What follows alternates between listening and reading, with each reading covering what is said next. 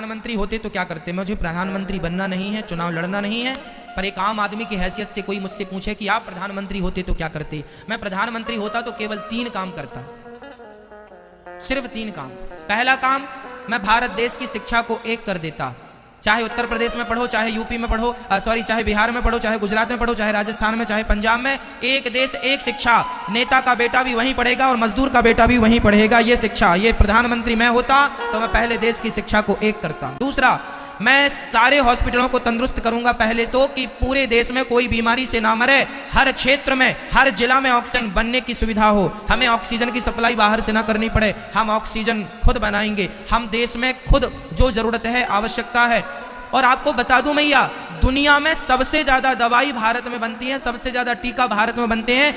यहां तक कि पोलियो का टीका भारत में बना, वर्तमान में कोरोना का टीका भारत में। हमारे देश में टैलेंट की कमी नहीं है। हम मुंह नहीं ताकते कि भैया तुम कोरोना का टीका हमें दे दो, तुम चूल्हे में जाओ, हम खुद बना लेंगे। भारत टैलेंटेड व्यक्ति है, भारत के अंदर टैलेंट की कमी नहीं है। हमने सारी दवाइयां बनाई। आज पहले वो होती थी ना, दाग दाग हो जाते तो उसका टीका लगता। आज बच्चों को जितने टीका लगते हैं उनमें 90% टीका भारतीय टीका है, और सबसे सस्ते हैं और उपयोगी हैं। हम भारतीय लोग ना दवाई भी खूब बनाते हैं, पर इलाज नहीं दे पा रहे हैं क्योंकि नीतियां खराब हैं। यदि मैं प्रधानमंत्री होता तो देश की चिकित्सा को एक करता। सबके लिए दवाई फ्री, सबके लिए इलाज फ्री, बीमारी से कोई ना मरे, अपनी मौत से मरे तो मरे, पर बीमारी से कोई ना मरे। तीसरा, यदि प्रधानमंत्री हम होते, आम पब्लिक से पूछा जाए कोई कि आप होते प्रधानमंत्री तो क्या करते, मेरा तीसरा काम, नदियों को नदियों से जोड़ना। यदि आज नदियों को, बड़ी नदी को छोटी नदी से जोड़ दिया जाए तो जितना पानी बह के समुद्र में जाके खारा हो जाता है। छोटी नदी सूखी पड़ी है, बड़ी नदी का पानी बहता जा रहा है। अरे बड़ी नदी को छोटी नदी से जोड़ देने से, और छोटी को और छोटी से जोड़ देने से, और छोटी को और छोटी नदी से जोड़ देने से क्या होगा कि भारत में फसल ज्यादा होगी। आज जहां पानी है वहां का किसान तो सुखी है, पर जहां पानी नहीं है वहां का किसान आत्महत्या कर लेता है पानी ना होने के कारण। इसलिए यदि नदियों को नदियों से जोड़ दिया जाए तो लाखों किसानों का फायदा होगा, और जो पानी का लेवल नीचे चला गया, पानी का स्तर, वह पानी ऊपर आ जाएगा और पानी की समस्याएं खत्म हो जाएंगी और देश को पानी मिल जाएगा। आज हमारे भारत में बहुत सारे जिला ऐसे हैं जिसमें चेन्नई का नाम सबसे आगे है कि वो सूख गई है। 2000 फीट नीचे भी पानी नहीं है। कल को आपके शहर की बारी है जहां खोदने से पानी नहीं होगा।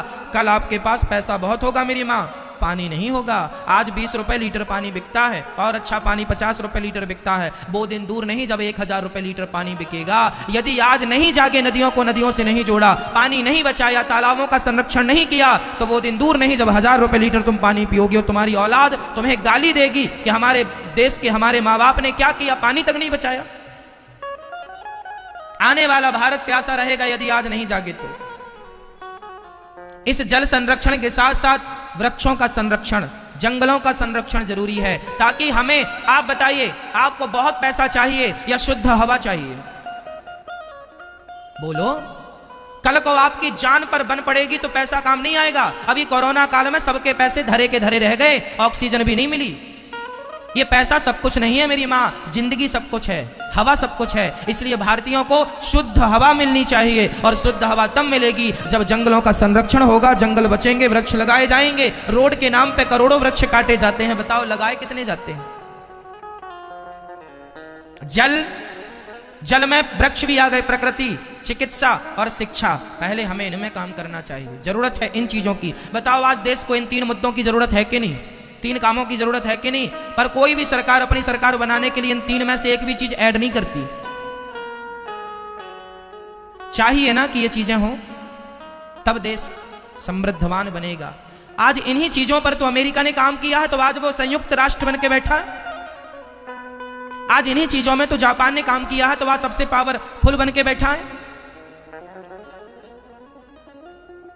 चाइना हमसे आबादी में बड़ा है, लेकिन फिर भी वो इस काम पे लगा हुआ है, इसलिए आज बहुत पावरफुल, ताकतवर बन के बैठा है। और हम दिनों दिन कमजोर होते जा रहे हैं। किस बात पर? इसी बात पर कि हम लोग ध्यान नहीं दे रहे हैं अपनी शिक्षा पर, अपनी चिकित्सा पर, अपने देश पर।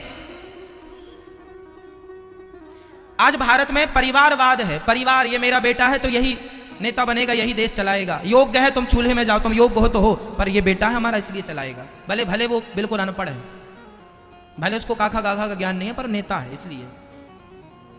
क्या करोगे अब? चलो हम तो आपको भागवत सुनाए।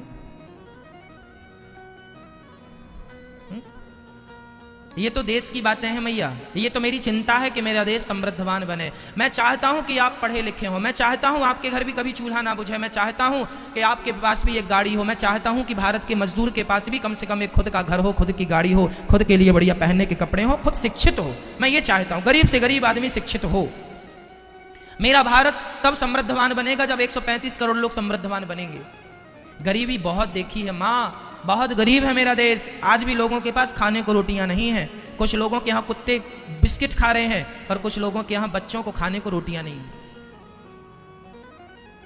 बहुत दर्द आप लोगों में पता नहीं किस किस ने देखी गरीबी। मैंने बहुत नज़दीक से देखी है, मैं बहुत करीब से जानता हूँ गरीबी का दर्द क्या होता है। इसलिए मुझे चिंता रहती है कि कब मेरा देश, सबके घर में कब गाड़ी होगी, सबके घर में कब खुद का घर होगा, सबके घर की खुद की छाया, खुद का सब कुछ होगा, सब सुखी हो, समृद्धवान। सर्वे भवन्तु सुखिनः, सर्वे सन्तु निरामया। सब सुखी रहें, सब निरोगी रहें।